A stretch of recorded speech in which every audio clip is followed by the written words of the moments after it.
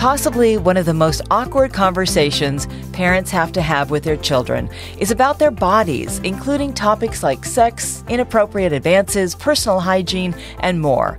But what if your child has an intellectual disability? Should the conversation be different for them? Joining us today is Megan Corral, licensed marriage and family therapist, to share some advice on how to talk to your child with special needs about their bodies. Welcome to Conversations Like No Other, presented by Valley Health System in Ridgewood, New Jersey. Our podcast goes beyond broad, everyday health topics to discuss very real and very specific subjects impacting men, women, and children. We think you'll enjoy our fresh take. Thanks for listening. I'm Maggie McKay. Megan, thank you so much for being here today. I can't wait to dig into this topic. For starters, how do parents start talking to their child about puberty? Thank you for having me, Maggie. I'm so excited to talk about this. It can be really tricky for parents to talk about puberty, especially when their child has an intellectual disability or a developmental disability or Down syndrome. Parents can feel like it's overwhelming or like they shouldn't talk to their children about their bodies. And we can all feel uncomfortable talking about our bodies. So I say start young, start as early as you can by talking about different parts of the body. So when parents are doing things naturally with their babies, like washing their babies, letting them know what their body parts are, just like an arm or a leg, talking about a penis, a vagina, testicles. We just get comfortable talking about parts of the body just like they're any other part of the body. And as we lay that foundation, we can build upon what we've already taught our children in terms of keeping their bodies clean, in terms of knowing who is allowed to touch their bodies and who is not allowed to touch their bodies. So we want to be starting as early as we can and getting comfortable using anatomically correct terms. One thing that is a major pet peeve of mine is when parents talk about anatomically correct parts as cutesy names like cookie or pee-pee instead of penis or vagina, because it leaves our children vulnerable. Right. I hate to tell you, Megan, when my son was really little, he said, "What's the name for that?" And I said, "Oh, there's no name for that. For girl parts. There's no name." That's the worst. That's even worse because I just didn't know what to say. I was so taken off guard. And then my husband said, "Just tell them the right name." So if your parents didn't talk to you about these kinds of things, how do you get comfortable starting the conversation with your kids? What should we say? I mean, the first thing I would say is that we practice with partners, practice with co-parents, start talking to other caregivers, people who care for your children, that you're going to be using anatomically correct terms for their private parts because you want your children to be knowledgeable and to be able to tell you if someone is inappropriate with them, especially in their private parts. So if someone is touching them in their vagina or their penis, you want to know that. And so we need to be able to have them say, my penis, my vagina, and be able to know the difference. Right. That is important. What if a parent has a child who tends to fixate on information? How can we communicate with them without the child getting stuck on it? Like I said earlier, we want to lay that foundation of talking about anatomically correct parts from when they're little and then explaining as they get older, and not just chronologically older, developmentally older, what is going on with their bodies. And so we want to provide accurate information because kids have a lot of questions, and so we want to answer questions the best that we can in clear, short, specific sentences and make sure that our kids understand what we're talking about. Parents can tell when their kids understand what they're talking about, and if you're not sure or you're not clear, you can always ask them to summarize. So what did I just say to you? What did you hear from what I said? To check to see if kids are understanding. We can teach our kids who are nonverbal all about their bodies using pictures accompanying our words. So if we lay that foundation, our kids are less likely to get stuck. If we answer the questions in a short, clear, specific sentences, we tend to get long-winded when we're uncomfortable with topics. Puberty, bodies changing is very uncomfortable for some parents, especially if your parents didn't talk to you about puberty and your body. And letting our kids know that your body's going to change and your mood is going to change, and these are the things that you can expect. You're going to get hair. Your weight is going to change. I don't know if your parents told you this, Maggie, but your weight's going to change and just your hips and your breasts, and that's it. No, we gain weight everywhere. And I think a lot of our girls, our biological girls, are not aware of that and not ready for that, and our boys aren't ready for that either. They don't know what's going to happen in all the ways that we're going to change. So if we're giving our kids that foundation, if we're giving them age-appropriate information, and again, developmental age, not chronological age, because kids with intellectual disabilities are different chronologically versus developmentally. We want to meet their developmental need. If we give them that foundation and that information, then we can help them move through their concerns so they're less likely to get stuck. So smart. What can a parent do who is struggling to teach their child about keeping their body clean, but it's just not working? Whatever they tell them, it's not getting through. Picture schedules are really, really helpful.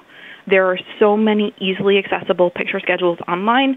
One of the things I'll have parents do in my PPP classes is I'll have them take pictures of a child doing an activity that's supposed to be done in a certain order. So for children who need help with hygiene, we might have them in the shower with their clothes on and have them pretend to put shampoo in their hair. Kids like to ham it up and be the star of the show and show them that picture. So if a cartoon picture schedule of getting in the shower and taking your clothes off and letting the shower warm up before you get in there, and then shampoo and then conditioner and then putting soap on your body and rinsing your body and making sure it's thoroughly clean is too hard, then we might use the child as the star of the show, and we can shape that behavior. For even kids who are nonverbal, picture schedules are especially helpful. Any suggestions on how one can help their daughter manage pads and tampons? So pads and tampons are different for everybody. We want to teach our kids, because all kinds of girls don't know when they're supposed to change their pads or change their tampons. And some girls with intellectual disabilities may not wear tampons, and pads might just be too tricky. So that period underwear is great, disposable and washable, but also setting them on a schedule, telling them every few hours this is when you need to change it, and being really clear and really specific about when you change it. I've worked with parents where the children were changing their pads entirely too often, and then they're going through a pack of pads in an entire day, and kids who are struggling to change it at all, and so there's lots of leakage. So you want to be clear with your child about when they're supposed to change it and what it's supposed to look like, and if they need assistance with changing their pads, showing them how they could get that and who is a trusted adult who could help them with that. Here's a big question. How does a parent stress that their child's body belongs to them, and how to tell them to let the parent know if somebody makes them uncomfortable? So if we start talking to our children about this is your body and no one is allowed to touch your body but you, and these are the exceptions. If we're changing your diaper, kids of all ages with developmental disabilities may be needing to wear a diaper or changing period underwear. Touches should not last longer than so long. It shouldn't make you feel uncomfortable. An adult especially, but even a child, there should never ever be a secret between parents and children. There's a difference between secret, surprise, and private, and there should never be a secret between a parent and child. A surprise is something that we might keep for a little while, and that's going to be when everybody finds out, everybody's going to be happy about that. Private is something you do in your room by yourself, and a secret is something that's never told. And so we don't want to have that between our parents and our kids. We want our kids to be able to ask us any questions they have. We know that kids are going to get exposed to pornographic material on their various forms of media, social media, the internet, and we want them to be able to come to us when they see things. We know that kids fixate on images especially, and we don't want them to fixate on pornographic images and not know what to do with that, or any images that make them uncomfortable. So we want to create that foundation for our parents and our children that they can have that conversation. You mentioned earlier resources online, for instance, keeping your body clean, charts and things like that. Are there any books or videos that you recommend parents use as visuals? There is an absolutely wonderful guide out of the Vanderbilt Kennedy Center, and it's a step-by-step book for parents to talk to their kids about their bodies, talk about hygiene, talk about puberty, talk about what's going to happen, and it talks to them about masturbation. It talks to them like how to explain all of these things to your children who have intellectual disabilities. And this book is made specifically for boys, for girls with intellectual disabilities. So out of the Vanderbilt Kennedy Center is one of the resources I would recommend. And in the back of their book, it gives you other sites where you can find picture schedules, but even just typing in picture schedule for showering online will show you picture schedules that you can find for your children. You can also make your own as your child with the model, and I think a lot of kids enjoy that more than something you might find online. And do you have any suggestions for direct communication about understanding peer expectations or social cues? So we want to talk to our kids, especially if we know that they don't understand social cues or have difficulty with social cues. We want to explain to them and use role play if needed. Role play is really effective. I know some kids don't necessarily like it, but role play is really effective for helping kids navigate social situations, and a parent can pretend that they're the peer who's pressuring their child and talk through with your child what you would do in that situation and how they can handle it. You want to keep the dialogue open. You want to help your child understand what they may not fully grasp. So one thing that comes to mind is your child is probably going to hear their peers call their body parts different things. They're going to hear other things from other children using slang terms.